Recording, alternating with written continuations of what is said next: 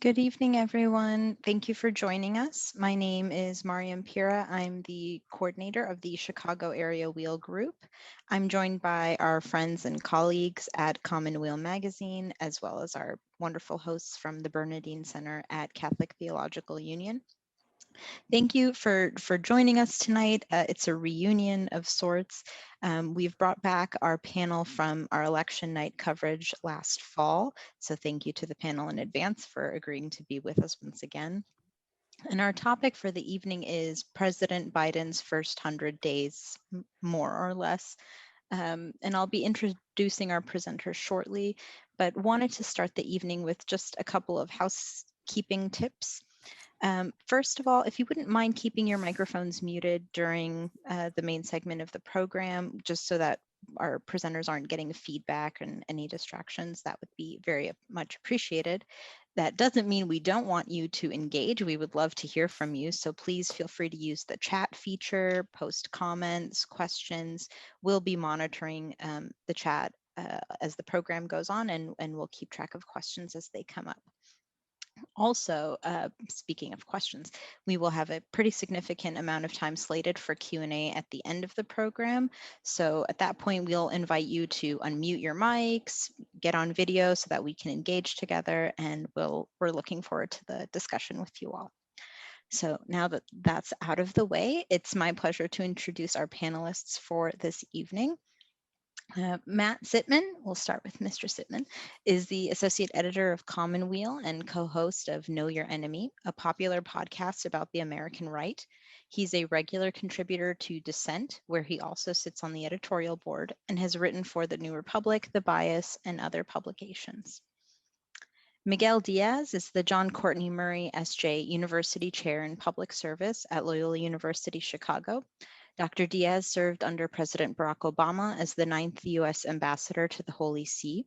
He is co-editor of the New Orbis series Disruptive Cartographers, Doing Theology Latinamente.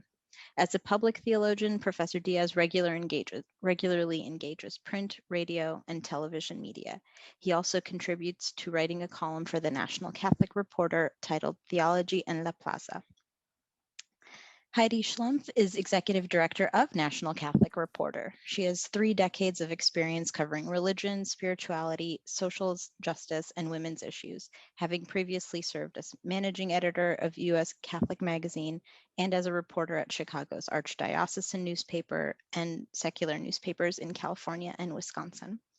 And finally, John K. White is professor of politics at the Catholic University of America. He's author of What Happened to the Republican Party and a columnist for The Hill. So welcome to all of our panelists. So good to be with you all. So sort of first up, I'm going to ask Matt to share a reflection on President Biden's first 100 days, and then we'll sort of go round robin with the other panelists. Sure. Thank you, Miriam, and thank you to everyone who's here and who helped put on this event. Peter and Gabriella behind the scenes, I especially want to note. I always feel so well taken care of when I do these events, and I'm grateful for the work that goes into them. So Biden's first 100 days, I was thinking back to the night we spent together on election night, and I suppose election night ended up being about a month. It took us a while to find the result, and the circumstances of Biden being inaugurated were difficult and alarming and unusual. But I was given instructions not to dwell on, say, what happened on January 6th, or this kind of intervening few months between November 3rd and Biden actually putting his hand on the Bible and being inaugurated. So in terms of keeping it sort of more narrowly construed to Biden as president in these first 100 days, I want to just draw attention to a couple things that I've been very heartened by, a few things I've been disappointed by, and then one issue that I want to raise because I'm not sure how often it gets raised in these kind of contexts. So I think, like many of us, I was very heartened by kind of the lessons it seems like Biden has learned from the first years of the Obama administration.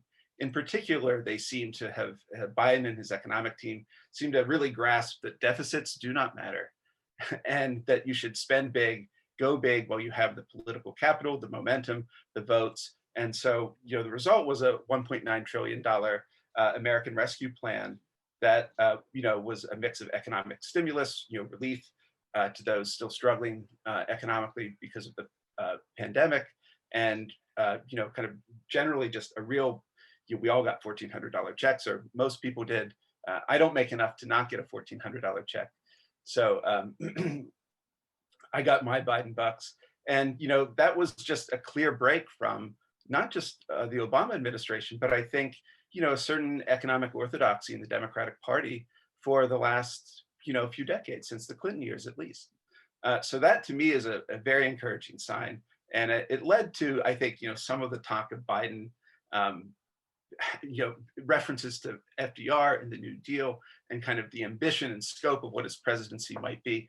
I'm not there yet. I'm not convinced about that. But again, I do think the basic lesson learned from the Obama years is one of the key facts of these first 100 days. And it's also it's clearly carrying over to $2 trillion of proposed spending in an infrastructure bill.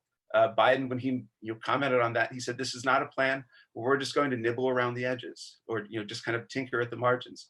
And that to me is, as someone who I would say I'm kind of on the left wing of the Democratic Party, someone with social democratic socialist instincts. To me, these have been very kind of exciting. That Biden has kind of moved beyond the old economic orthodoxy in the Democratic Party.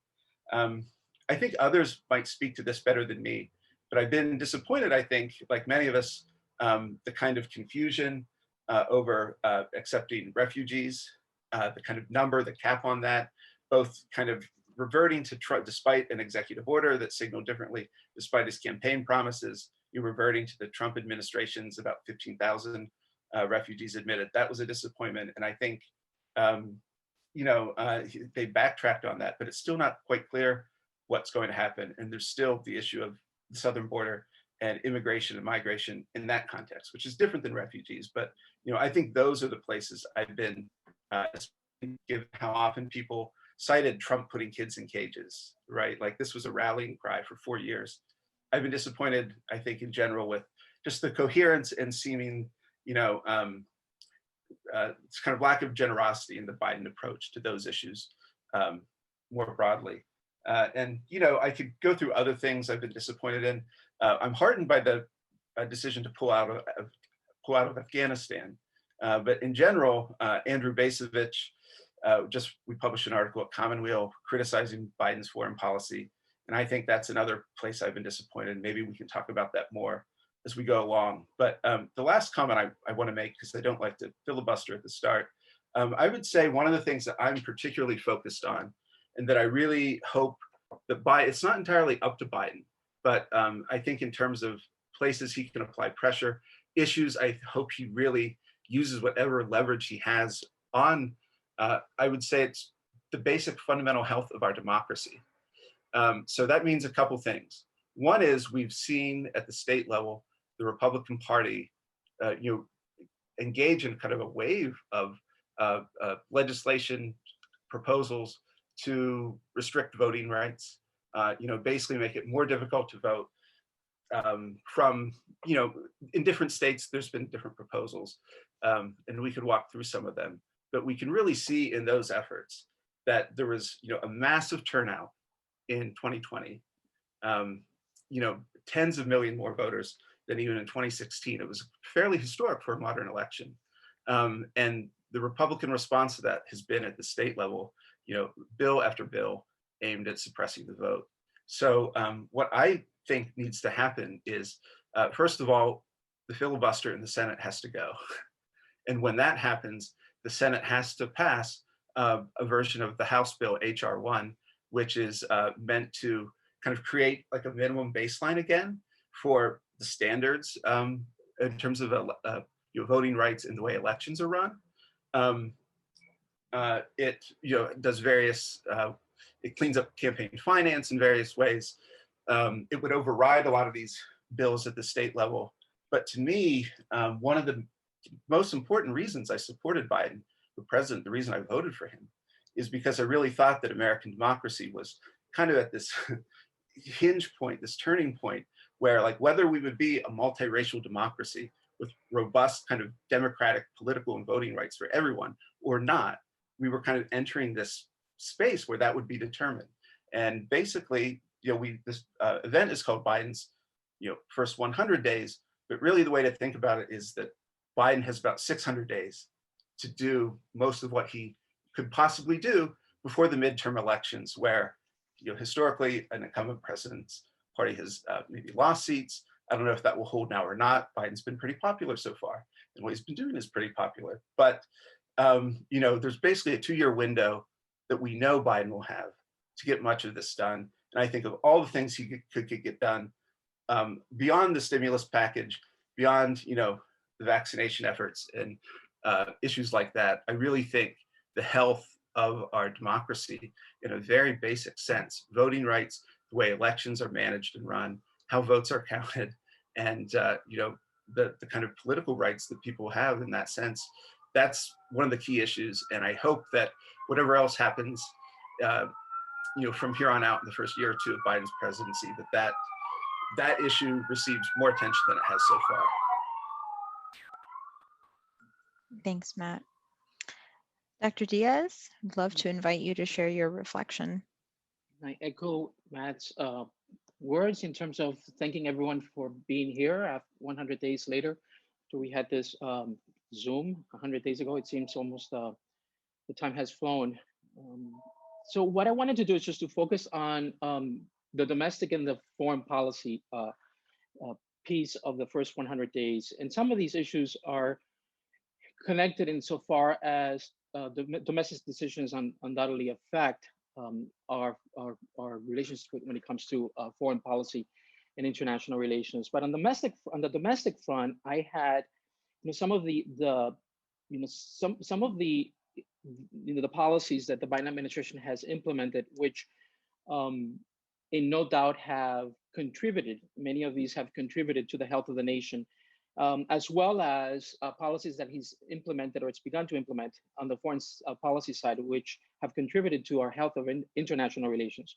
The first thing I want to say before I say anything, though, is that it's so nice to wake up in the morning, every morning, before I have that espresso, and not have to worry about what tweet came in the middle of the night that can, that was demeaning towards a particular human community, or could cause international tensions to the point where, it could be taken as, the country's foreign policy and bring us into the brink of some kind of major conflict. And so it's just been personally just spiritually relaxing to be able to wake up in the morning and not even have to check. At some point, I would check the news, but it's not like, okay, a tweet was sent out in the middle of the night, and what now, right? So, so having said that, I clearly I have the issues that I've listed under the domestic front. I've listed the pandemic. I've listed the stimulus package. I've listed the changes that are occurring as we speak and continue to take place within the Justice Department. I listed the diversity of appointments, and then I've listed, just to echo Matt's comments, kind of like a mixed bag on the issues of immigration, the border wall, and things related to that. And I'll have something to say as to why I call it a mixed bag. On the foreign policy side, I've had many conversations with, as you might imagine, with friends that I have within that department, and it is just nice to be on the way to restoring some level of credibility and some level of diplomacy and some level of professionalism within the Department of State. And so I think that has been really a positive and continues to be a positive. And the appointment of Blinken, who was very respected within the State Department, has also been a positive move, and this has been appreciated internally within the department. Another issue that I listed under the foreign policy is the issue of climate change. And then not many of us in this Zoom or perhaps out there may have caught that. In fact, there have been some pretty significant decisions that were made when it comes to a a human rights commission that was actually established by one of my predecessors. Secretary was led by one of my predecessors, Ambassador Glendon, and a whole report that was issued under that Pompeo's and that commission regarding the distinction that was made between inalienable human rights and then positive and cultural rights. And it's pretty significant, and I can talk a little bit more about that as we continue discussion. And then finally, the decisions that are being made with respect to Russia, China, Iraq, and even just within the last 24, 48 hours or so, the genocide that was recognized, it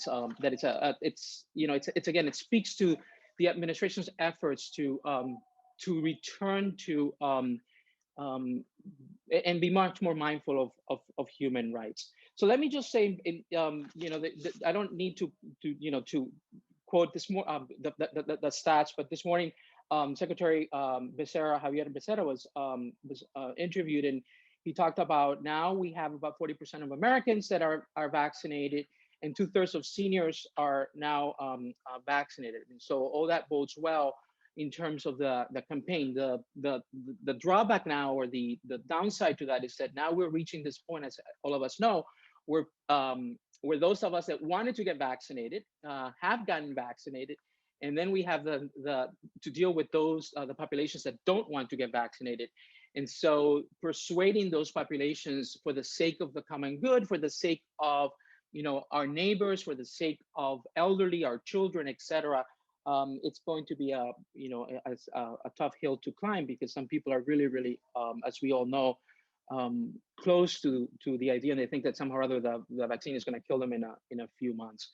On the climate change front, we've rejoined the Paris Accord. It does not mean that now everything is back to some kind of that will produce immediate positive results, but at least we're part of that community of international community that is trying to address climate change. And as pulling back from that under the Trump administration was clearly the wrong move. And so I see a positive sign there in terms of being able to come together with the rest of the nations to deal with what is perhaps one of the most salient challenges of our time. On another foreign policy issue, it's the issue. I mentioned the appointment of Blinken, and then the restoration of attentiveness to human rights, and in particular, an effort to try to deal with the interdependence of human rights rather than a hierarchy of human rights. And in particular, the ways that religion and religious ideas and religious agents have at times and continue to weaponize human rights, particularly in the areas of gender and sexual and LGBT rights. And so this is something that it's important because it has and continues to occur worldwide, and most people don't realize that being born gay or being identified as gay rather in any part of the world can result in imprisonment or losing one's life. And when you have a State Department that does not strongly support that, and if on top of that you have you have religious leaders, religious voices around the world that are actually using religion to weaponize and in fact undermine those human rights, it becomes really problematic for any diplomat.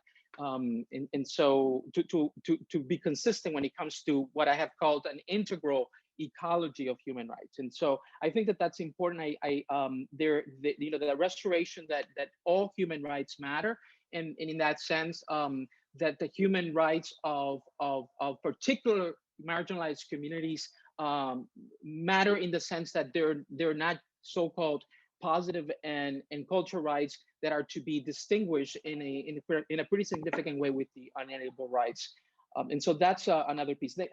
Along the lines of the Justice Department, I think that the nominations that have occurred when it comes to Garland, and then what is beginning to happen in terms of clearly the crisis that we have faced in this nation and continue to face when it comes to racism and the killing of brown and black bodies I think that the beginnings of a more federal intervention when it comes to investigating various police departments, the Department of Minneapolis and others are seem to now be a part of a process that will begin some kind of accountability that is much needed when it comes to policing in this nation, and when it comes to the ways that we continue to see, and it's like a never-ending story. Even after, as soon as one verdict is announced, we get more lives that are lost when it comes to brown and black bodies. And so I think that those are positive moves, and if they lead us to be able to really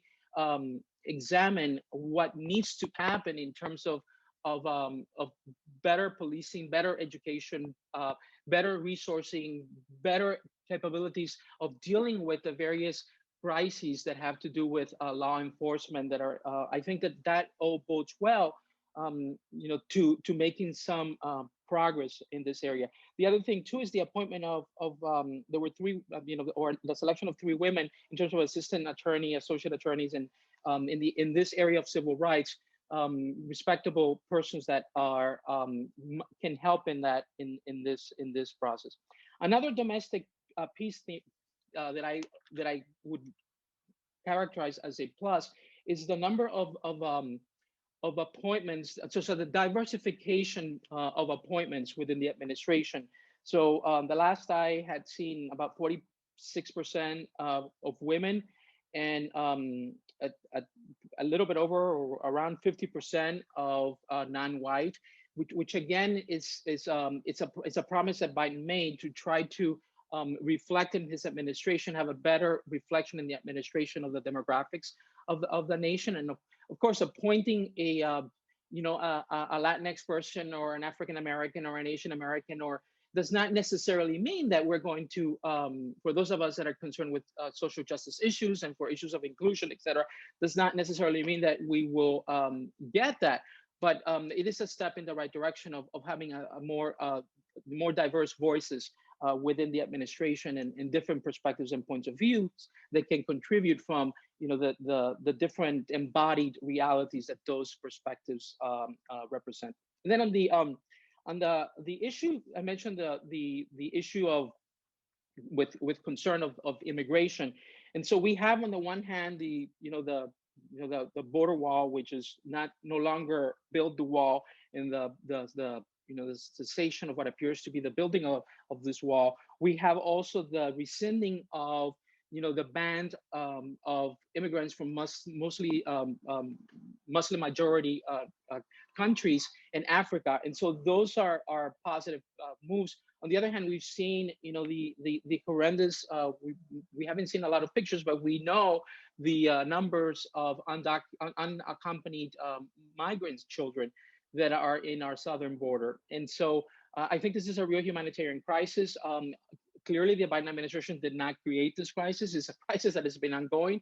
And my concern is that, like any other presidency, we keep talking about just and comprehensive immigration reform, and no one seems to be able to, to have a handle on this. And we don't seem to have enough votes in Congress and to be able to pass, the legislation that we need. And so we get all these presidential decisions that only last as long as the president is there, and then we're back into square one when those decisions happen to be positive, or when those decisions are negative. We still have those decisions in place under the presidency. So I think that this issue of immigration and its social, economic, political, racial dimension has to be really taken into account. And I agree with Matt. In some ways, I think that if we don't do this and we don't do this soon, it's not going to get done, because these things tend to, we're already talking about the midterm elections, and what the census, the new census, in the loss of seats and everything else with respect to the politics, local politics, can do to the composition of the House in 2 years. And so I think that and then finally, in terms of the international dimension, with respect to Russia, China, and Iraq, these continue to be very delicate matters. And I, the issues with Russia are not new. They have been there for a while. The issues with China are not new, and the issues with Iraq are not new. I know that in some cases, like for instance with Iraq, the current administration has continued some of the policy of the last administration as an attempt to leverage Iraq back into the table. With Russia, it has toughened up in terms of the election manipulations. And then with China, it has affirmed the human rights of persons that have been violated, marginalized in various ways, and also with respect to Taiwan in our diplomatic presence in that area. So I'll stop there. I think I've said enough, but I mostly I'm encouraged by some of the in the first 100 days, but by some of the very smart people that are surrounding the administration, and then at the same time we have a lot to to really cover and heal from and address in the nation, particularly in the as we begin, God willing, to see the end of the tunnel when it comes to the pandemic, as we see the other, that's the biological virus, as we continue to fight these social viruses that have to do with racism, xenophobia, sexism, heterosexism, and our vulnerable populations in the southern border. Thank you, Miguel. I'm going to warn you all against continuing to speak against about the midterms, because I foresee another such panel being organized. How many days would that be from now?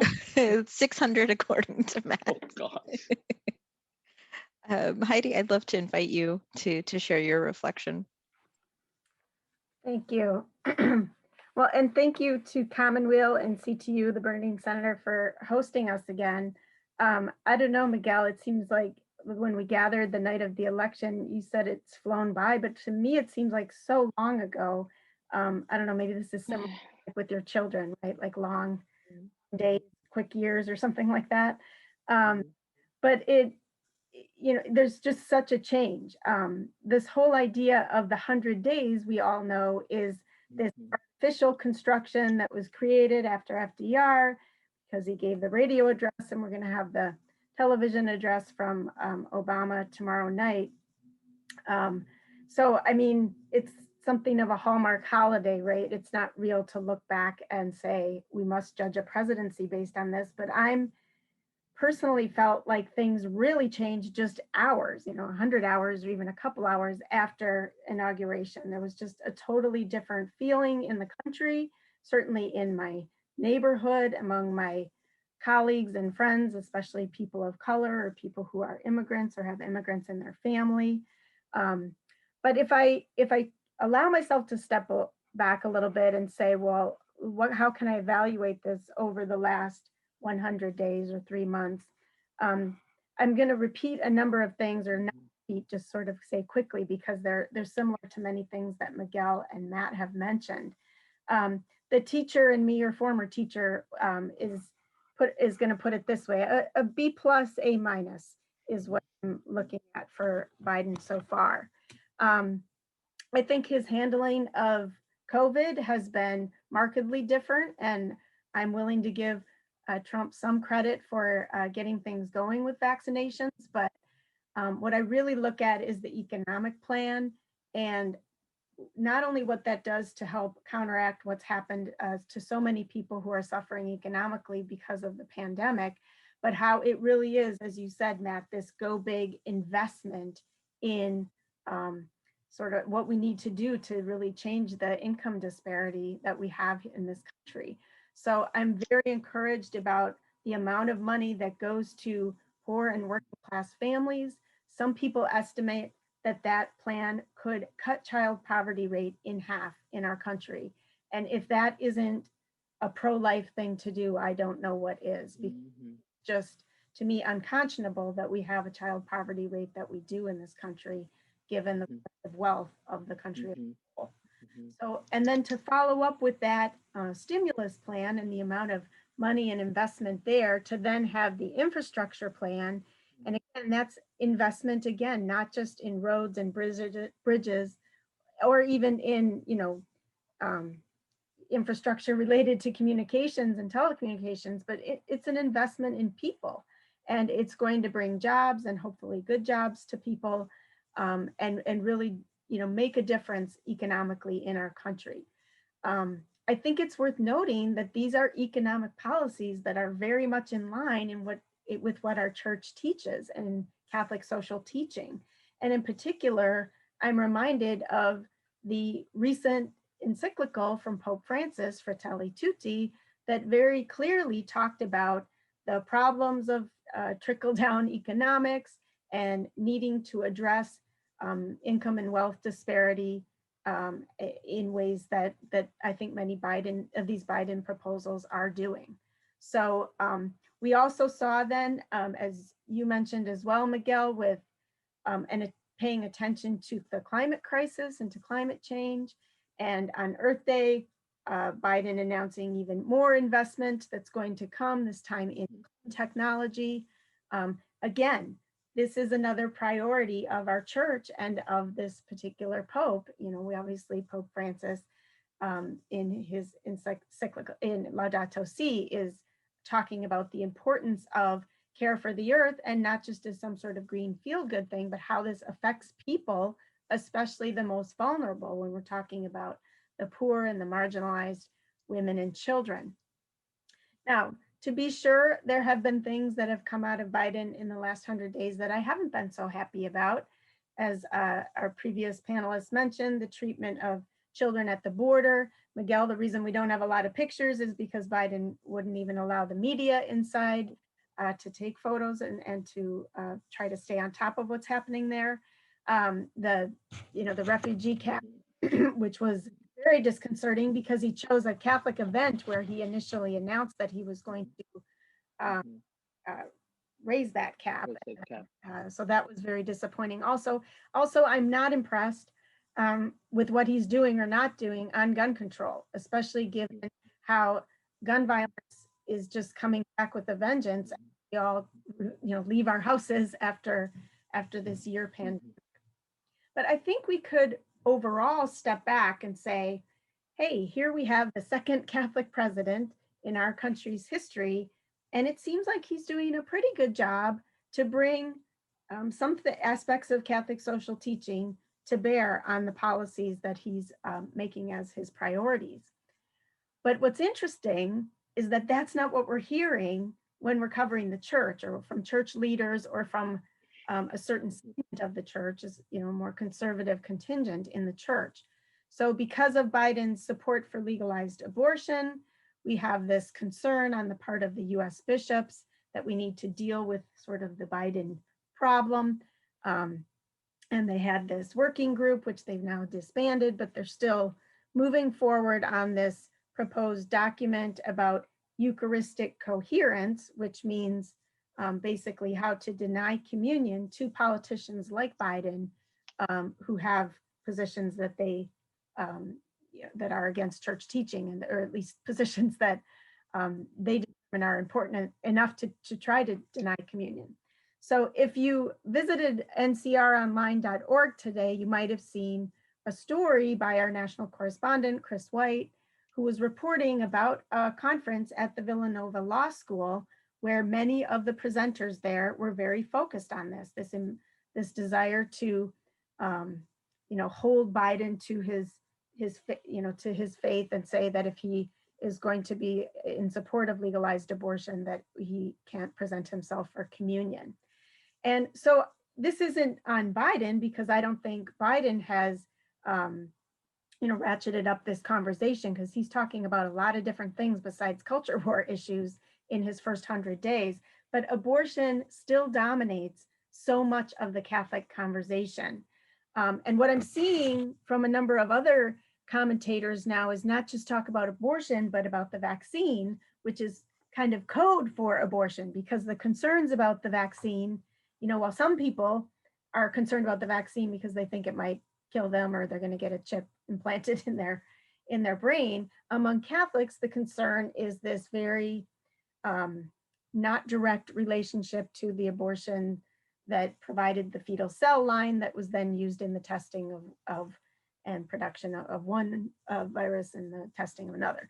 And so even though the bishops and other church leaders, the Vatican and the Pope himself has said it's morally licit for Catholics, not just licit, but encouraging people to get the vaccine out of care for the common good, we have Catholics who are criticizing the vaccine, its rollout, as well as being concerned about government overreach of requiring vaccines for going back to school or travel. So it seems to me that even though Biden is not playing this game, the church is stuck in the culture wars. And I mean, I want to praise Biden for trying to bring the temperature down, because I think all of us knew how anxiety producing and difficult it was to live during those Trump years, like you said, Miguel, when you woke up every morning and quickly turned to the news to see, like, what did I miss? What happened? For those of us in the news business, we kind of missed that because we were having a lot of traffic on our sites and having a lot of people interested in the news. So, but as an American and as a Catholic, I'm glad that we brought the temperature down. And I see in Biden, in addition to his policies, just as a human being, and I think this comes from his Catholicism in part, that he does a good job of trying to bring us together somewhat, at least to be on the same page, to be talking about different things. My colleague, Michael Sean Winters, likes to point out that in the United States, unlike some other countries, our president is not only the leader of the government, but he's the head of state. And so we don't have a queen or a king who can sort of bring us all together when we have that need. And I think Biden is doing a pretty good job of that, not just around the coronavirus pandemic, but also when I saw just the very human way he interacted during the Chauvin trial, for example. I thought his compassion and I think there's a spirituality there, has, in addition to his policies that I see as grounded in Catholic social teaching, made me think he's on the borderline there between that A and B for me. Thanks, Heidi. I appreciate putting things in scale of grades.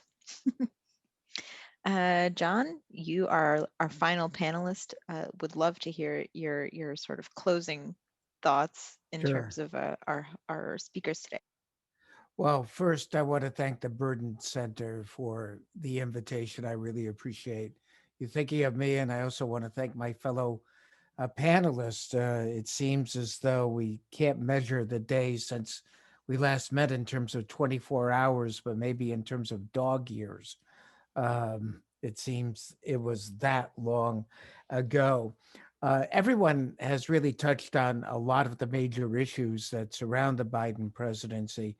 What I'd like to do is just step back a little bit, because I do think that the Biden presidency has surprised a lot of people, really surprised them, and maybe surprised Biden himself. I'm not sure of that, but the premise for the Biden candidacy, going back to almost 2 years ago to this day in 2019, was really a return to normalcy. It was a return to the status quo ante before Trump. It was a return to established norms and values, if you will. And I think that in a lot of ways, and I don't want to make this comparison other than this, it's very similar, I think, to Warren Harding in 1920. After the Wilson presidency, we had gone through in those years a lot of domestic turmoil, major domestic innovation, and then culminating with World War I. And when Harding ran in 1920, he said this. I just want to quote this briefly. He said, "America's present need is not heroics but healing, not nostrums but normalcy, not revolution but restoration, not agitation but adjustment, not surgery but serenity, not the dispassionate, but the not the dramatic, but the dispassionate, and not experiment, but equipoise. I think that, a lot of the initial support for Biden within the Democratic Party centered around this, around Barack Obama's own popularity within the party and the firm belief of Democratic primary voters that Biden could beat Trump. Um, and, whatever disagreements the primary voters may have had on issues, that was the primary concern. We'll never know if that's right for sure, but I believe it to be right.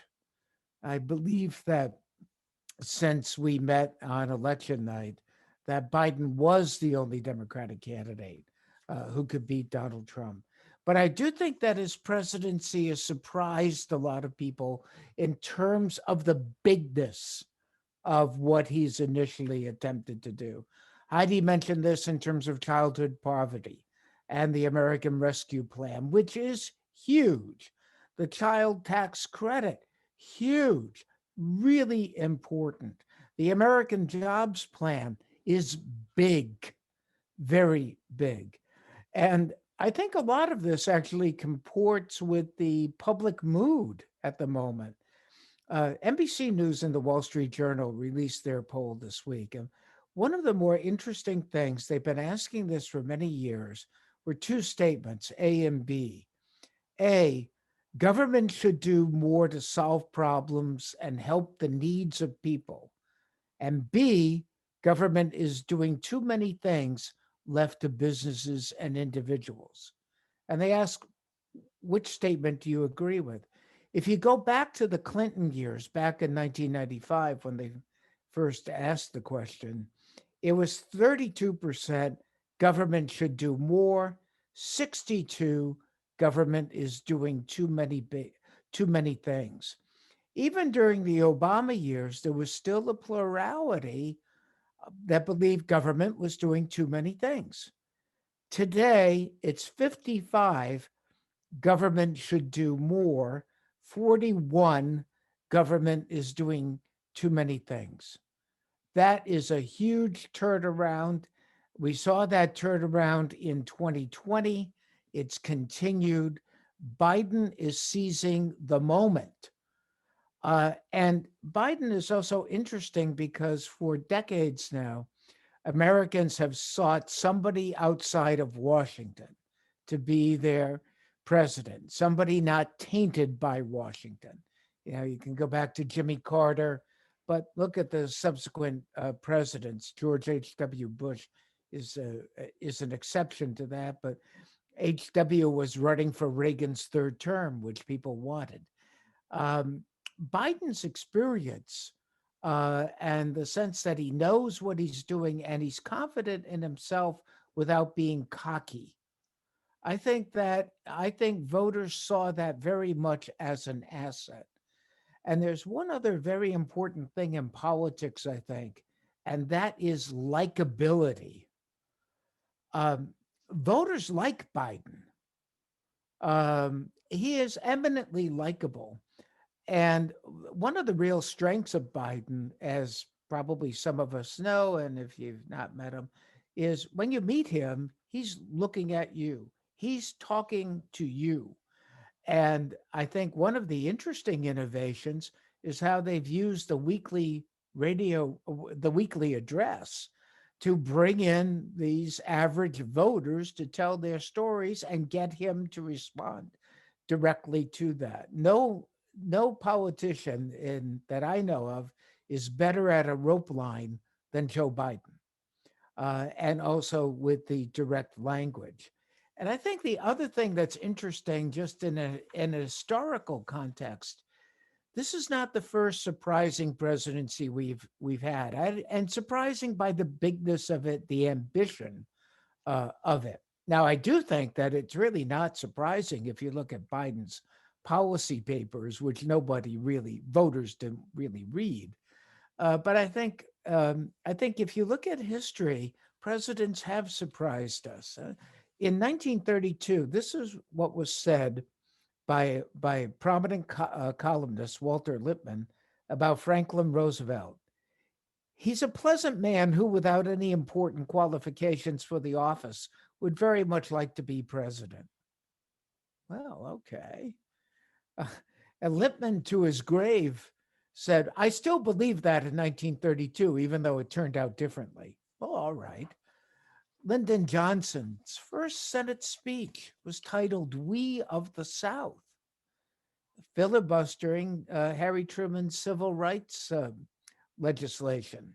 And we know what Johnson did as president with civil rights.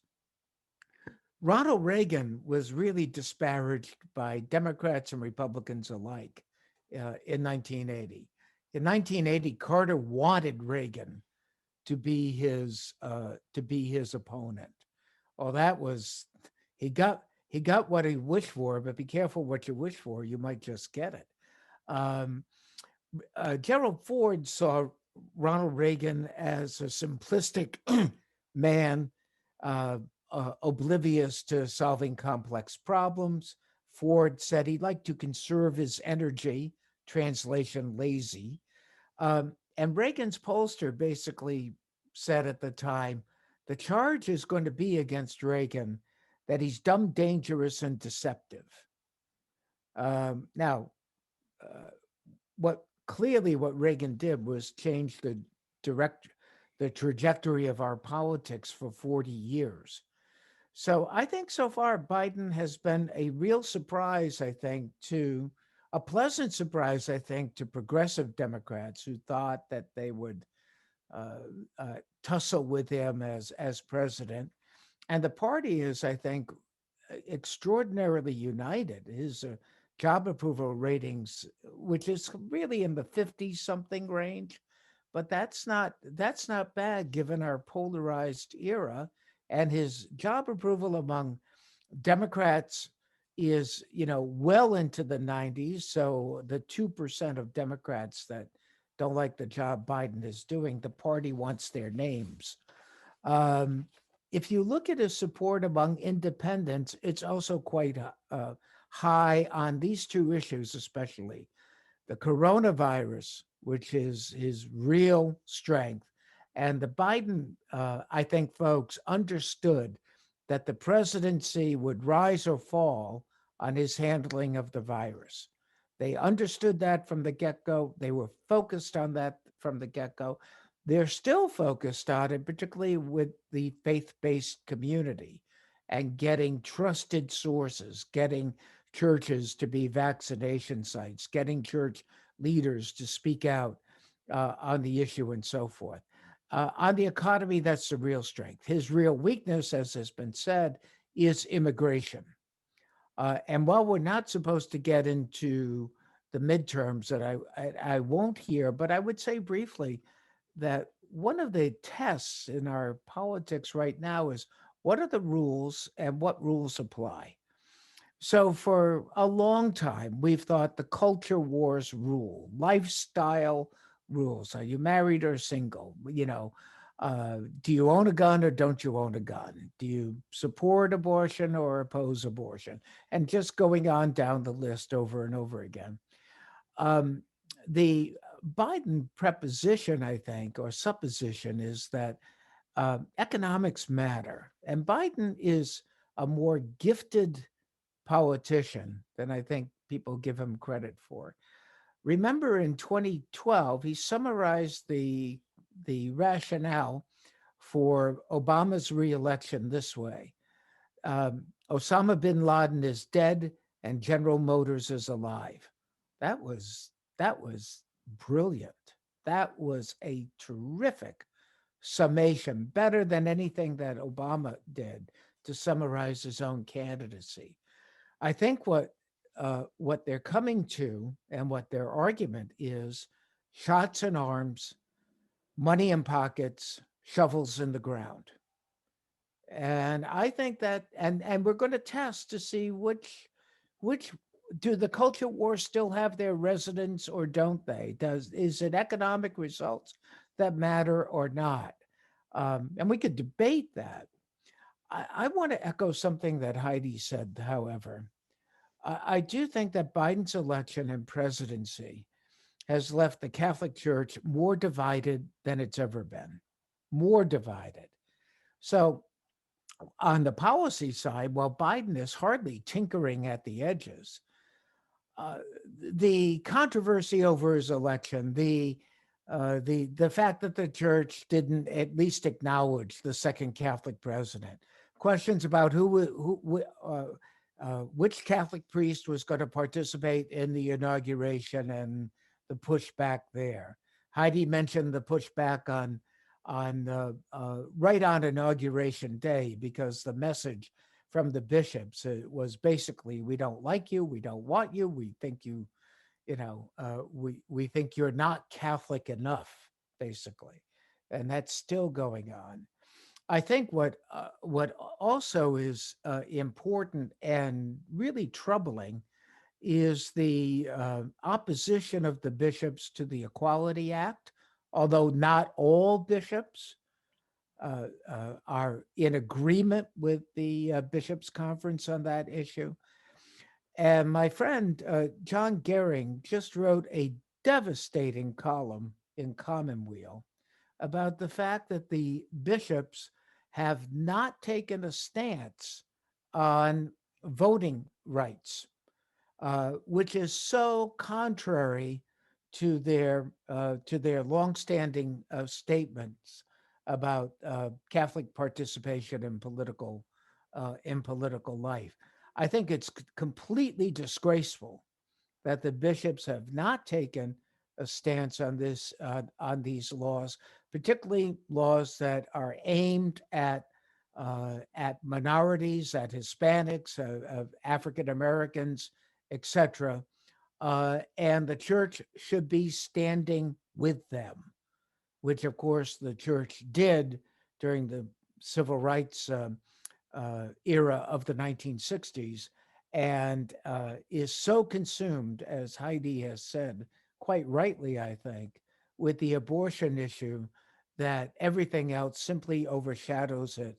And there are, obviously, I will say, as John points out, there are some priests that have come out in opposition to this. And I think particularly when you have a Georgia law that forbids the distribution of food and water to people standing in line, and the bishops are silent, I find that completely reprehensible. So I'm probably a little bit over my time, and I see some questions in the chat. I do encourage people to read John Gehring's article. It's really quite good, and I hope more people will be writing and calling attention to this issue, and that the bishops will take it up. But let me stop here, because I know we want to get to questions and additional commentary. Thank you so much, John. I think that's just a wonderful segue and sort of summation of the perspective on things. I'm just listening to you all. I'm struck by the. I too feel happy that we're not, going to start World War III via tweet. It's really relaxing in its own way. But something that struck me is how a return to normalcy, at least in terms of our in terms of the competency of people in government, at least, really teeters on complacency, and how dangerous that is for all of these issues that you all have raised today.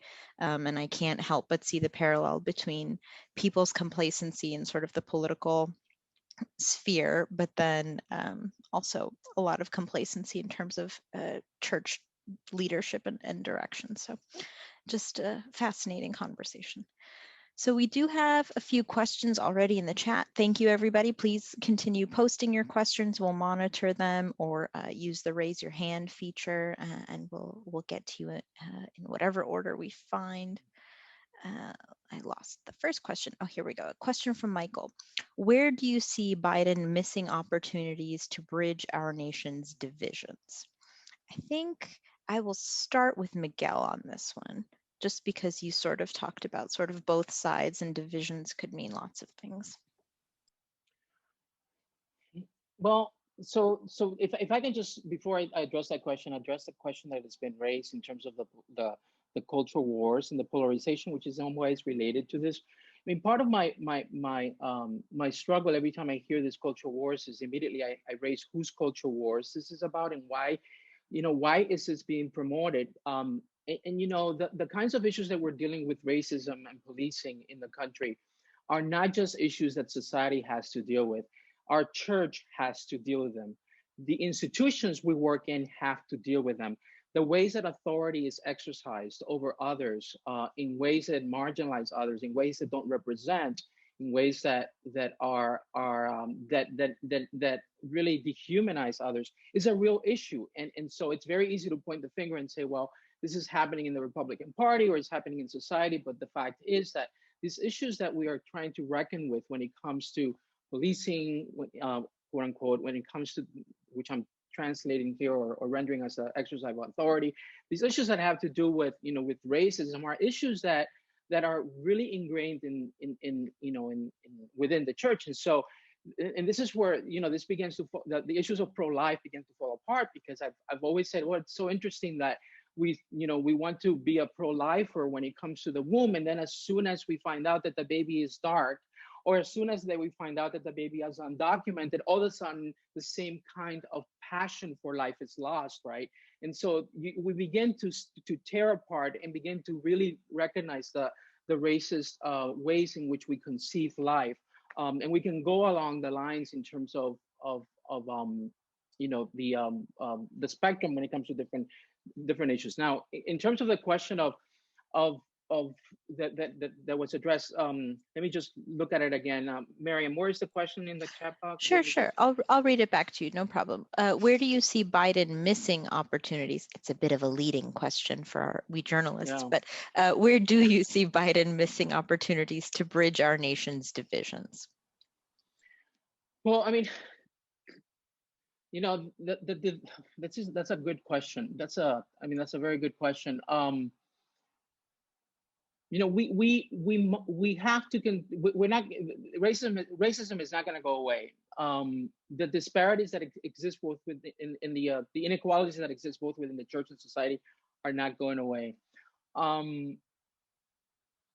There are some steps that the administration is taking in terms of, for instance, these announcements about that I mentioned that we all know about, conducting some investigations when it comes to police departments. But I think that part of the challenge that we have is that, and this is a broader cultural issue that we have to address, is this deep polarization, both within the church and society, that exists across the country. And the question is, what new recipes can we come up with? Because it's almost like we need diplomacy, not just in terms of foreign policy, and in terms of sending diplomats abroad, which I'm sure the appointments will soon begin when it comes to that, but that we need diplomats internal to the states, right domestically, to address and begin to, to tackle the deep and real issues in terms of social economic disparities, educational disparities, racism, et cetera, that exists in the country. So in terms of where do I see missed opportunities, we have, it's what frightens me every day is that no matter what the last killing of a brown or black body is, it's almost like 30 minutes from now, after we end this chat and Zoom, there could be another one, right? And so we can't wait until the next one passes away. We have to be able to come up with a different way to tackle this. And even if we can't do it legislatively, we have to do something, whether it's through executive actions or something must be done yesterday, because this kind of violence, it's not going away. And so I think that on that front, I see some missed opportunities. When it comes to the border, that's another missed opportunity, right? We saw the images that came from the last administration in terms of the caging of children, and here we are, right? We're seeing now I'm willing to recognize that you don't all of a sudden resettle whatever it is, 20,000, whatever it is, kids all of a sudden. And so I get that. I get that it takes some time to be able to craft policy. But at the same time, as Heidi said, keeping journalists from entering those sites, it's not going to bode well for anybody, because the first question that everybody's going to say is like, well, what's really happening in there that you don't want us in there? And so I think that transparency, accountability has to be part of the administration every day if we're going to change the way that basically we were socialized in the last 4 years to, you know, fake news and everything else that was happening. So that's just my 3 cents on that. Thanks, Miguel. Does anybody else want to respond? It's a fascinating question, actually. Go for it. It is. Sure. I wanted to say something about the issue of unity and healing and togetherness and similar kumbaya sentiments. And one of them is just that there can't be unity apart from truth. Right. And one of the things that really irritates me is, you know, we talk about polarization, which, you know, in the immortal words of America editor Matt Malone, requires 2 poles, meaning 2 sides. It's kind of like, oh, well, Democrats, you know, when it comes to Catholic teaching, are bad on abortion and LGBT rights or something. Republicans are wrong on abortion and the economy. And so, you know, sort of a both sides thing. Both parties are flawed. Neither is perfect. And you kind of act a kind of as if there's a sort of moral neutrality or kind of symmetry between kind of the 2 parties and kind of public opinion in that sense.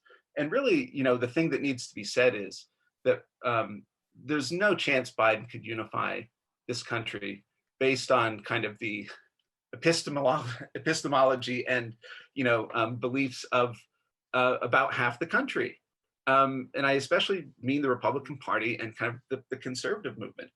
For example, you know, Biden, this is their latest issue of the day that they're really exercised about. Biden is not going to limit us to 1 hamburger a month. No matter what Fox News says, you're not going to be left to 1 hamburger a month. That's total nonsense. Like the way they came up with that was totally bogus. It's not even in the realm of truth, right? And I don't know how you can convince people who think that you're the Hamburglar coming after their meat to think differently. I don't know how you can convince people who aren't satisfied by like the Vatican ethical statements around you know, vaccines, what evidence or proof or rational argument you could give to convince them otherwise, right? And this is not a matter of simple disagreement, right? Like, you know, you could disagree with plenty of things Biden has done or said he's going to do in a rational way. But what we're seeing is far beyond that right now. And it, you know, so far I've refrained from talking about January 6th and the events that led up to it, but all these voting rights or anti-voting rights, I should say, legislation being passed in state house after state house, they are premised on Donald Trump having a landslide election stolen from him in 2020. That is total nonsense.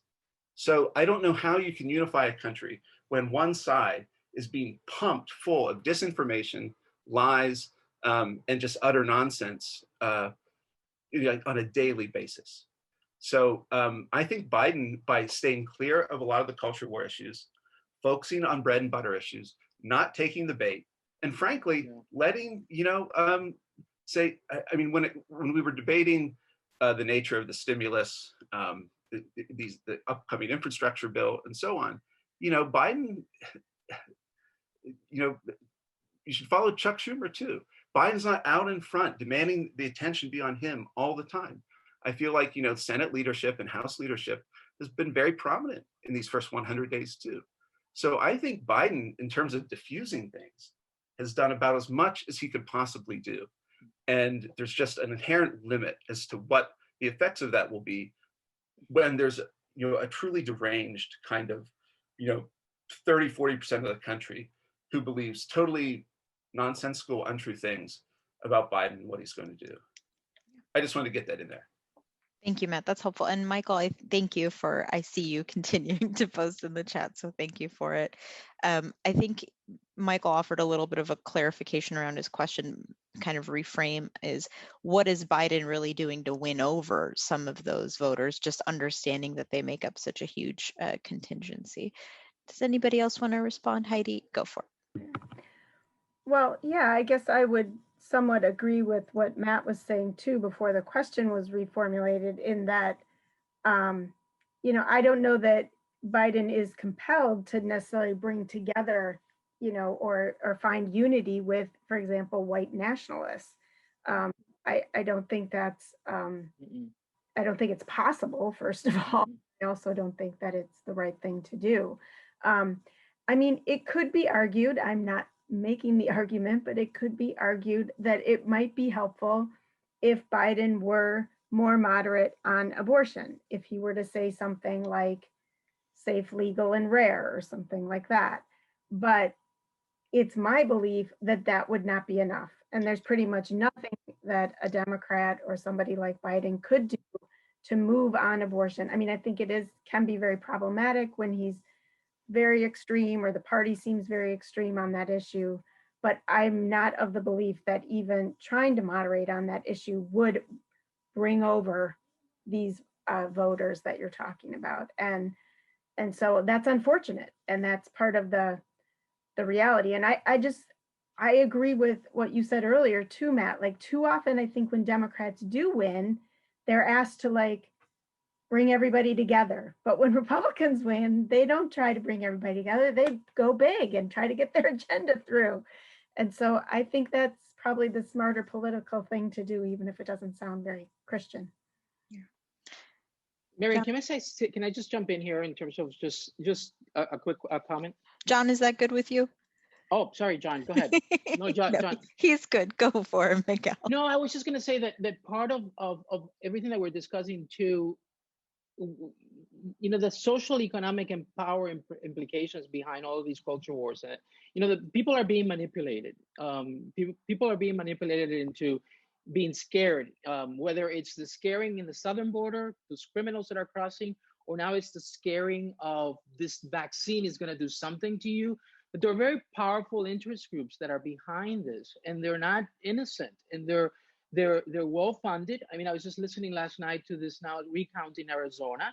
They're well funded. They are definitely ideological in nature, and they don't want a lot of this. They are threatened by seeing the nation in terms of the demographics. I'm sure they looked at the census. Oh yes, and they saw where the greatest growth occurred in terms of the population, that it was not the white population. That really scares, and it's just going to add to that kind of scare tactics. And so the question then becomes, what do we do? Because it does address Matt's question. How can you reason, or how do you come up with a strategy that addresses that kind of scare tactics that are going to continue to be used to scare even persons that don't even benefit from policies of the Trump administration, but yet they're going to vote for that, thinking that all of a sudden this person or this community is really a threat to me, my family, etc. And so my religious values, my whatever. Thanks, Miguel. I want to just say one thing to follow up on this, which is the Republican nominee for president just once since 1992 has won the popular vote.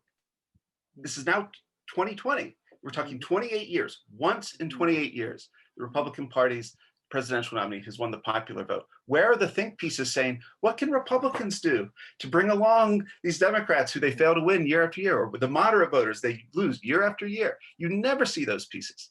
And yet a Democrat's elected, and we expect Biden to bend over backwards, despite winning 8 million more votes than Trump, bend over backwards to win over people who think he's going to steal their hamburgers. It's ridiculous. It's all nonsense.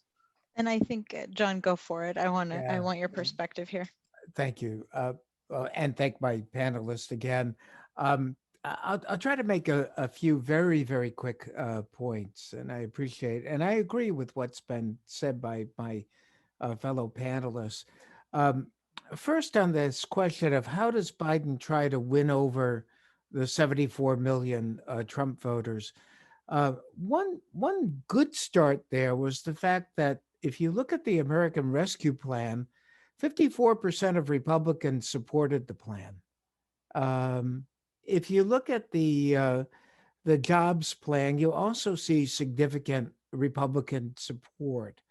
Our politics has been asymmetrical for a long time, and I think that one of the uh, one of the transitions or transformations that really occurred under Donald Trump, and it's continued, is his support among white, non-college educated men, which were once the heart of the New Deal coalition.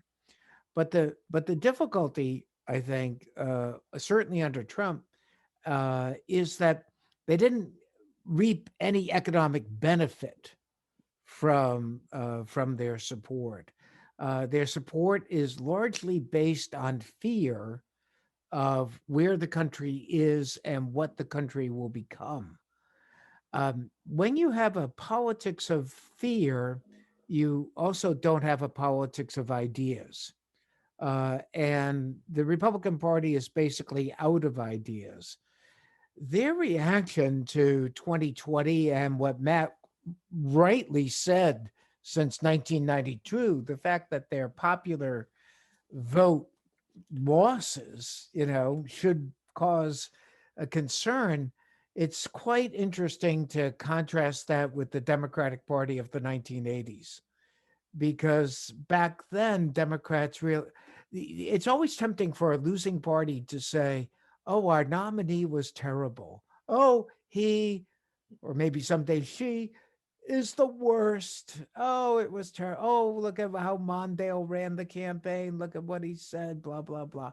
Uh, Democrats by 1988 realized they had a party problem and they were determined to address it and fix it. Donald Trump's dominance of the Republican Party doesn't allow them to do that. And the fact that you have a party that's out of ideas, they never adopted a platform in 2020. I mean, which is unprecedented. The virus was an excuse, but it was a pretty lame excuse. So I think that part of what Biden is doing, and certainly will attempt to do in his address to Congress tomorrow night, is trying to both. He's bound to look at the rhetoric of unity. He did that the moment he won, to talk about the necessity of bringing the country together. He did that in the inaugural address. He does that time after time. I think we'll hear more of that. But I also think it's the tangible results. And one last really quick point. The Republicans in Congress, particularly in the House, understand that first, they believe legislation isn't important, policy isn't important, but clicks matter a great deal. So it's how do you get attention? And Marjorie Taylor Greene, Madison Cawthorn, they're not alone. They represent the power within the Republican Party, because these folks understand that power isn't getting into the leadership or developing an interesting piece of legislation. It's getting on Fox News or OANN or Breitbart or Newsmax. And so they don't, they just don't care about policy. And this is unlike any opposition that one can possibly imagine in our history. So you have a dysfunctional opposition party here that is handcuffed by their defeated candidate from trying to move forward in any significant way. And I think that, though we're not here to talk about January 6th, but I do think that that left a lasting mark on Trump and the Republican Party. Thanks, everyone. I'm actually just struck by, speaking of January 6th, I think it was Lindsey Graham towards the end of the night when they did actually certify the election results, who said, you're not going to convince these people with a commission. And if Lindsey Graham is saying that, I feel like that just tells us a lot in terms of where we are. Michael, thank you so much. That was a really lovely discussion. And I want to bring in, I think, Mary, I saw your hand up if you want to unmute. And I also quickly, Mary, I'm sorry to interrupt. I want to check with the panel, make sure you all are good in terms of time. Okay, great. Go for it, Mary. Hi, y'all. So I've been like percolating on all of these topics for like the past 4+ years. So I feel like I have a lot of thoughts regarding it. But something that really struck me is when you're talking, because this is a question I've been wrestling with too, is how do you, I think it was Matt who said it, how do you reason with these people? How do you reason with people who are in this survival fight, fight or flight type of thing? And I just had a very recent experience on social media and pretty much over the past 4 years. I've been observing, because I have family and friends who are very much in the Trump Catholic, we can't vote for a Democrat because it's abortion, blah, blah, blah. Like literally see that in walking action. And it just struck me there that I wonder, yes, we need to use reason, but what if it's more of a multi-pronged approach? Like I just have a theory that Catholicism is kind of like a microcosm of our country right now, because they always talk about like the Catholic vote kind of being the swaying, back and forth vote. I've seen pieces on that. And I think that one of the way, like, what if we use not the strategy of fear, but I think that when I think about what moves people, what grabs people, like even what makes people convert to Catholicism or religion, whatever it is, it's a movement of the heart, right? So what if it's about amplifying the stories of the people who are affected by this? That is what moves people, is humans, humanization. That's what our whole church is about in the first place. So I think within the media, especially within this space, I'm a writer, so I'm a part of that. I think that there needs to be a three-pronged approach. I think there needs to be a reclaiming of the term pro-life. That's the first thing, because so many people use it as just indicative of anti-abortion, and that's not even reflective of the whole Catholic teaching. I've like very consciously over the past couple of years been trying to use the term anti-abortion instead of pro-life, and it pisses people off because they're like, oh, that's what the Democrats use. And it's like, no, that's what you're limiting it, and that's not representative of whole life teaching, right? So I think that as media professionals, there's especially, and scholars, there's especially a call to like not be afraid to use that and just start using that type of language. And then I mean, obviously like amplifying stories, but I think what's really going to be something that maybe the Catholic media can do, and I think this is one of the ways that Trump got into office, and that what the sort of Republican Party keeps kind of using as, it's one of their things that we keep falling prey to, is the sensationalistic aspect of it. Is, media covers, it's like Marjorie Taylor Greene said this, Trump said this, he dominated the news cycle in 2016. Like, I think he keeps getting airtime. They keep getting airtime. And I don't know what the answer is to it. I don't know if it just, because you want to be aware of like what the crazies are saying. And I don't mean crazies like, it's maybe not very Christian. That's maybe a little bit too derogatory, but the people acting from fear, like what is really driving them, So I don't know. I just think that there's a lot of like, it's not just one thing there, especially within the Catholic space. Abortion seems to be the linchpin. That's what I've seen as the most common thing, is that's the linchpin for so many people. Like that, they're blind beyond abortion. And I don't know, I've spent the past, so this is probably a little bit more of a commentary than like a question, but I've spent the past 4 years trying to figure out what is it that's going to expand horizon. And the only thing that I come back to is, besides Jesus, obviously, is is making people aware of other stories, how it affects them. Because when you look at your neighbor, when you look at I mean, that puts it into a human perspective. It's not just a bunch of archetypes and policies. And I think that that's something that the Catholic Church is uniquely positioned to do. So Thanks, Mary. yeah.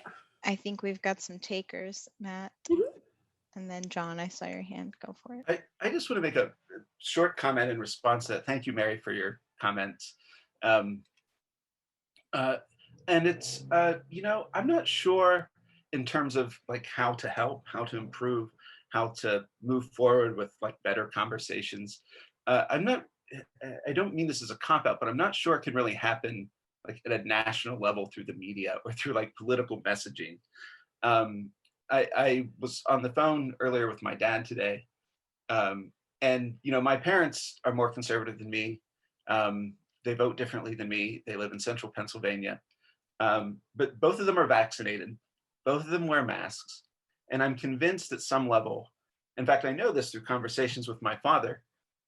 Someone at his church said to him a few months ago, this pandemic thing, it's all a hoax. And my father actually said, I know it's not a hoax because my son lives in New York City and told me about seeing the refrigeration trucks outside of morgues because they couldn't hold enough bodies. And so at some personal level, granted, like he's my dad, I'm his son, right? There's a trust and kind of relationship there. But I think that's like one thing you can do, especially if you're going to talk about Catholic parishes or, who you worship with, people in your neighborhoods, people you're in relationship with, I think you can move them sometimes. And I would just recommend, maybe Gabriella can put it in the chat box, but my friend Luke Mayville ran a campaign in Idaho for Medicaid expansion. And of course, as you know, Idaho is a very red state, but Medicaid expansion won. And it was a totally grassroots, neighborhood-based campaign of like people in their, going on local radio and talking about Medicaid expansion, writing op-eds in the local paper about Medicaid expansion.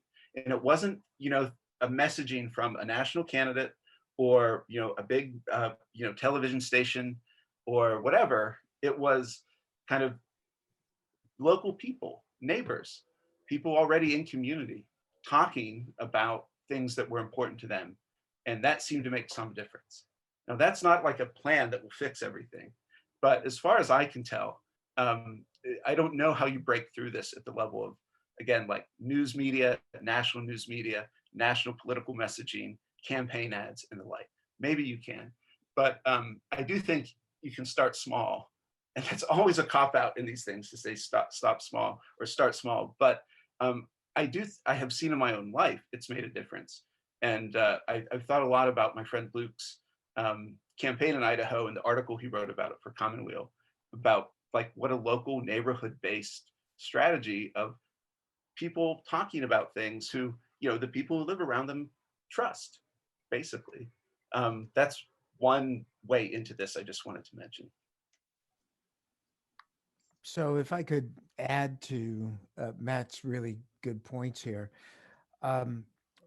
One thing when we're talking about the Catholic Church particularly, it is really a church that's in deep crisis.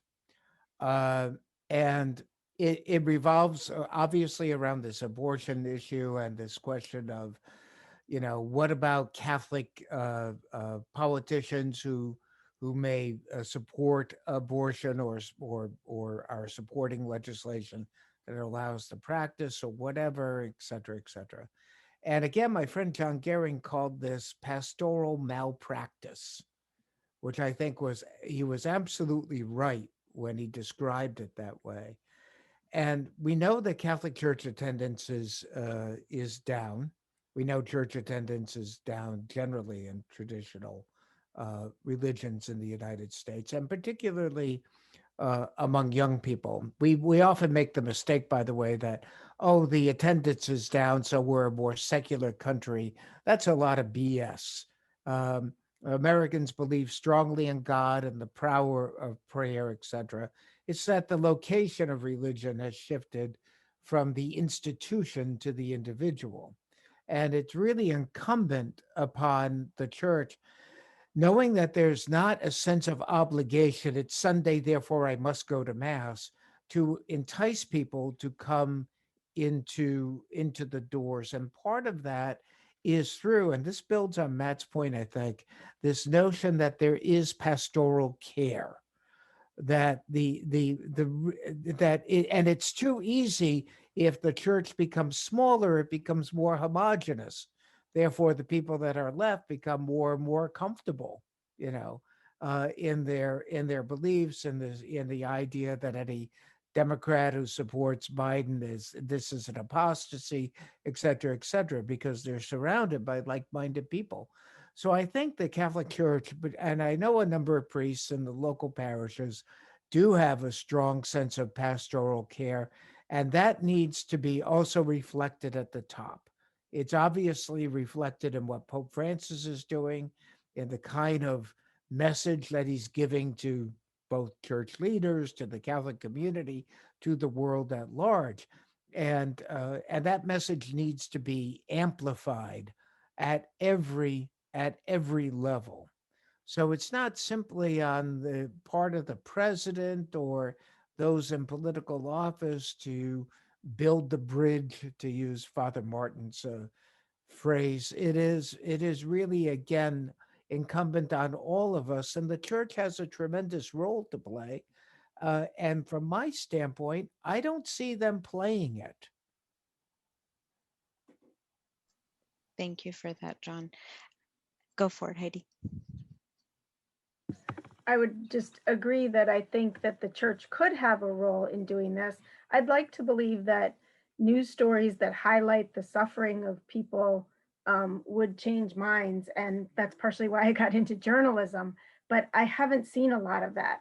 And I think if like murdered kindergartens doesn't move us on gun control, and children in cages doesn't move us on immigration, and refrigerator trucks full of senior citizens from a pandemic doesn't move us, I'm not really sure. I'm not as confident in the power of those stories to really move people, because as Miguel and everyone else has mentioned, the power of fear is very strong. So I do think there's a role for our church to talk about not being governed by fear, and not just by people on the right. I'm on the left and I'm pretty fearful too. I'm fearful for my brown children. I'm fearful for our country. I'm fearful for our democracy. And I think our church has a lot to teach us about the common good. And I'm hopeful that that might do something to be one of those small steps you're talking about, Matt. Thanks all. I just want to reassure everybody, we've got several questions in the queue. We are going to get to everybody, so thank you in advance for your patience. I'm scrolling back up into the chat to find some questions. Beth raised this question. I think it's kind of a nice transition from where our discussion was. Her question is, what is Biden's best way to use the left in the Catholic Church, despite the bishop's inability to challenge us to reconciliation and unity instead of ecclesial myopathy? Any takers? And I think the problem that I have with the language is that we always, when we're using this language of left and right, it immediately, it's a yet another binary.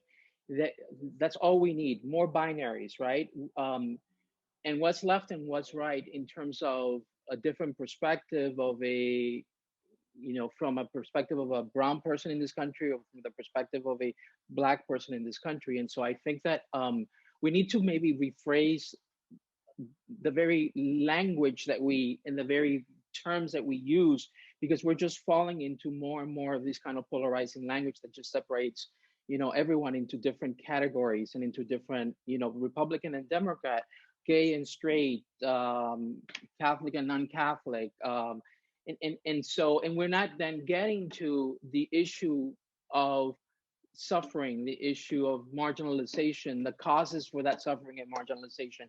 Maybe if the church got in the church leaders were willing to address that, then they wouldn't be so focused on just one issue, and they would start, maybe even thinking about, well, maybe this morning I was just teaching on Paul's letter to the Corinthians to my class, and I had them read his first letter to the Corinthians, and how he railed against the Corinthians community in terms of their, the divisions, and in terms of the lack of sharing, etc. And so I just posed the question to my undergraduates, where do you see this kind of lack of sharing in our country, this lack of sharing in our communities, this lack of equity, this lack of equality in our, in our relationships, etc.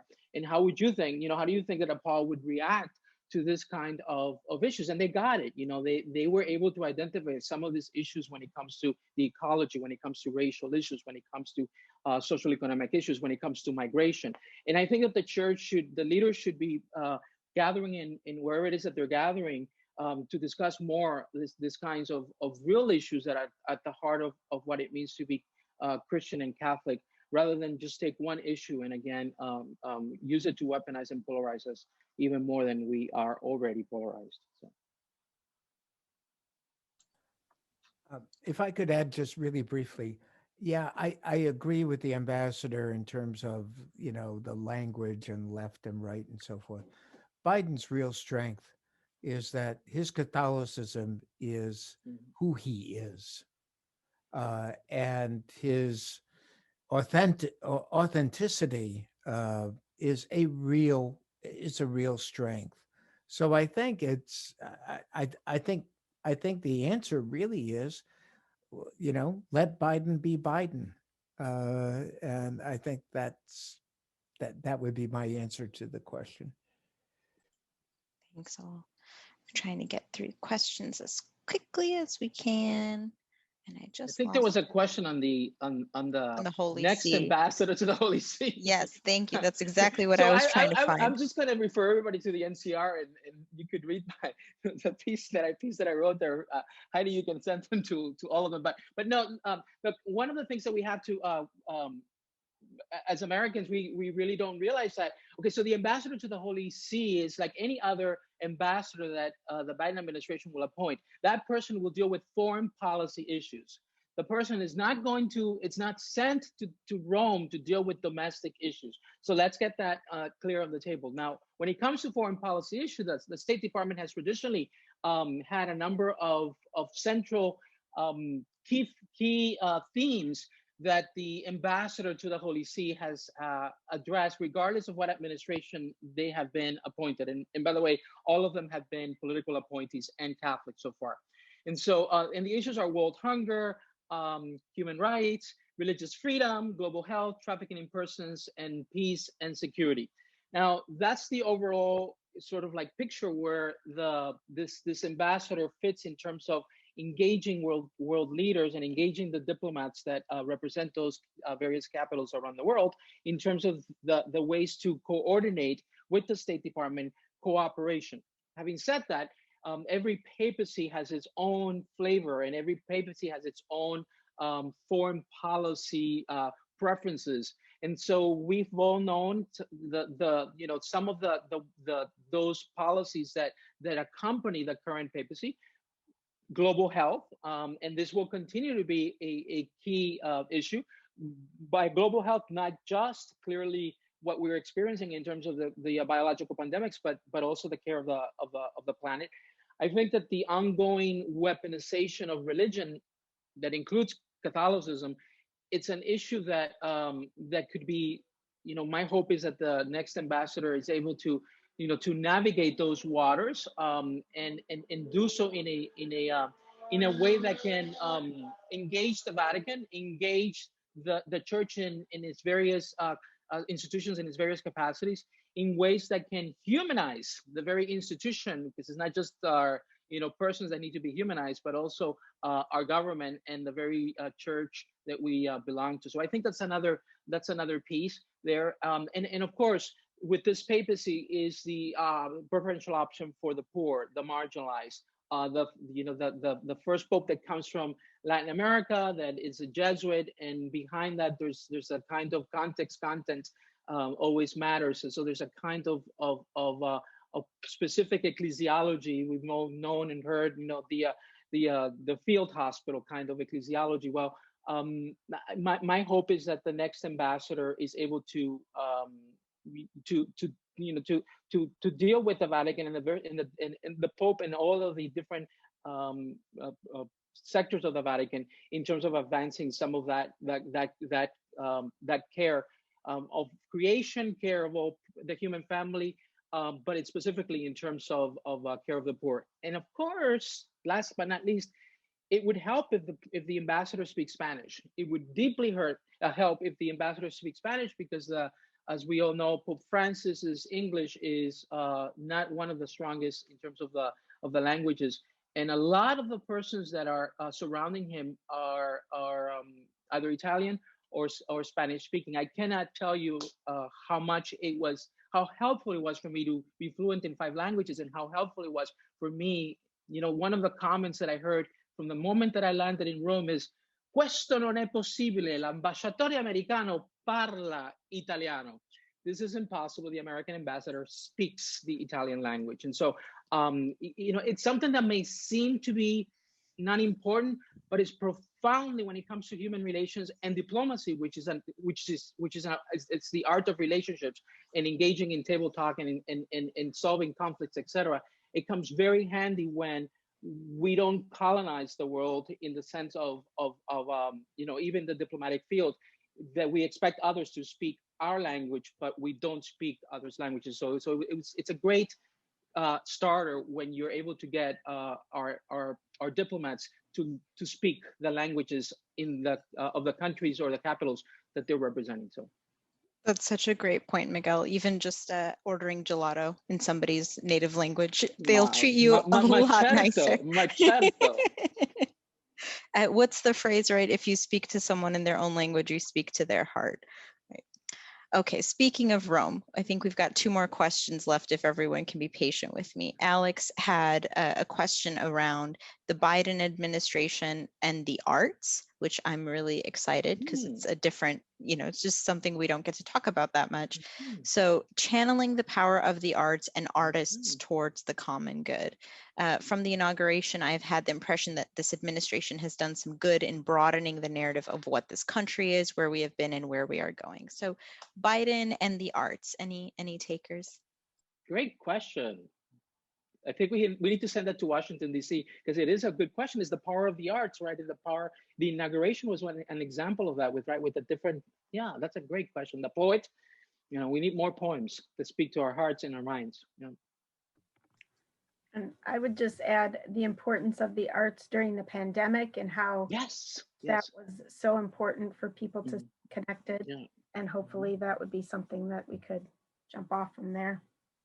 And art is transformative too. I mean, it's not just, the theological aesthetics. It's not just, it's what kind of theological aesthetics do. And for Christians, the power of the cross and the recognition of the beauty of God in the marginalized, the oppressed. I mean, so yes, that's the art is a great question. Who was that? That was great. That was Alex. He's one of our wheel regulars. We're very proud of him. And then Jim, thank you so much for waiting so patiently. Please feel free to unmute your mic and ask your question.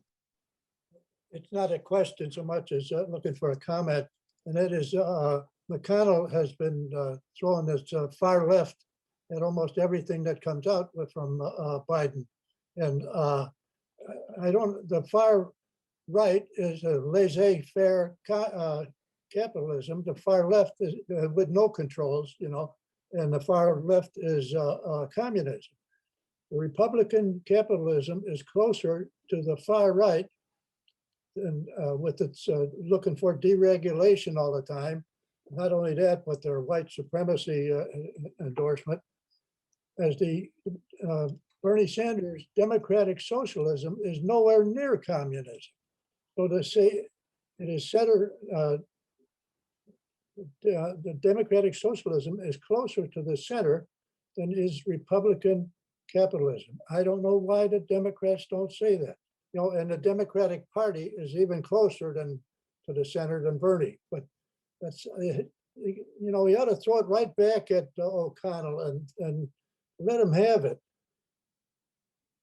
Thank you so much, Jim. I saw, your comment reminds me of a meme because that's how we communicate in 2021.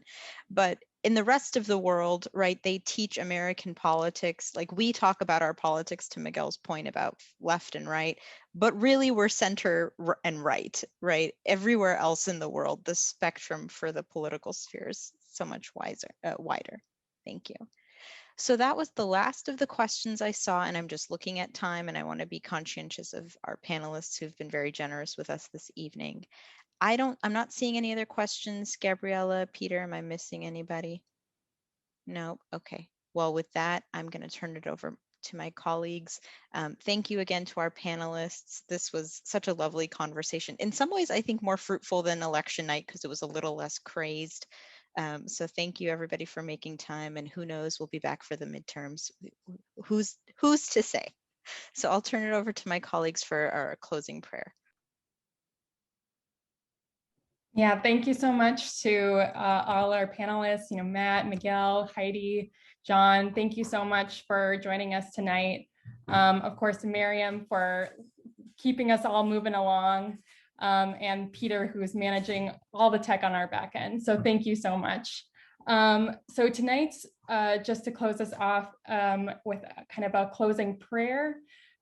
This one came in actually from Matt, taken from Fratelli Tutti. So it's just shared here in the chat. This is an ecumenical Christian prayer. O God, Trinity of love, from the profound communion of your divine life, pour out upon us a torrent of fraternal love. Grant us the love reflected in the actions of Jesus, in his family of Nazareth, and in the early Christian community. Grant that we Christians may live the gospel, discovering Christ in each human being, recognizing him crucified in the sufferings of the abandoned and forgotten of our world, and risen in each brother or sister who makes a new start.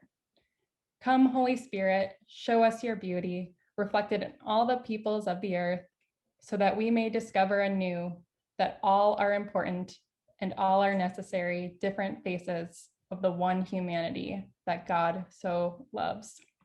Amen. Thanks, everyone. Have a great evening. Be safe.